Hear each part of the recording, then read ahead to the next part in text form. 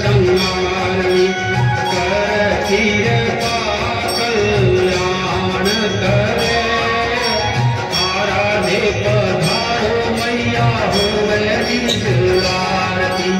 कवि जन कीरति गान करे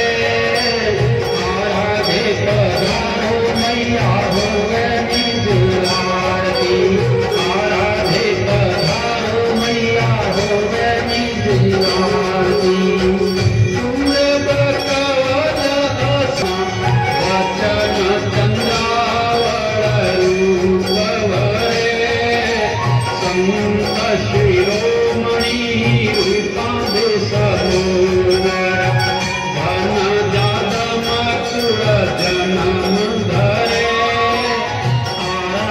पधारो मैया होवे निज आरती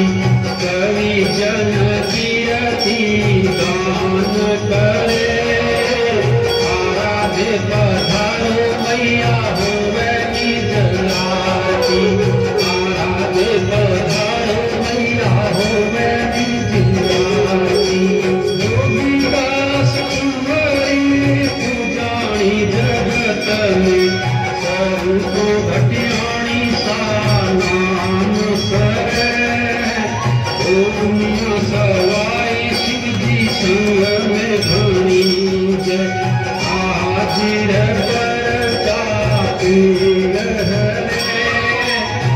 आराधे पधारो मैया होवे निज आरती कवि जन कीरति गान करे पधारो मैया होवे निज आरती आराधे पधारो मैया होवे निज आरती जगत धर्म कल्याण कंकरमणि केसरवरणी राज करे भूपथ उज्जवल बखाणे सारी दुनिया साधक मन मोद धरे आराधे पधारो मैया होवे निज आरती कवि जन कीरति गान करे आराधे पधारो मैया होवे निज आरती आराधे पधारो मैया होवे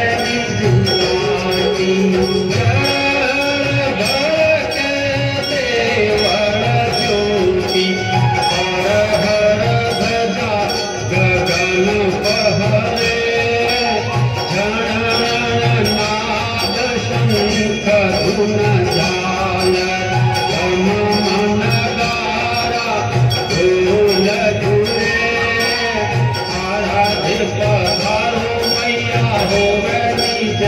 आरती कवि जन कीरति गान करे आराधे पधारो मैया होवे निज आरती आराधे पधारो मैया होवे निज आरती सुमरत को मस्ती साईं सेवक थान गदर श्यामे ठरे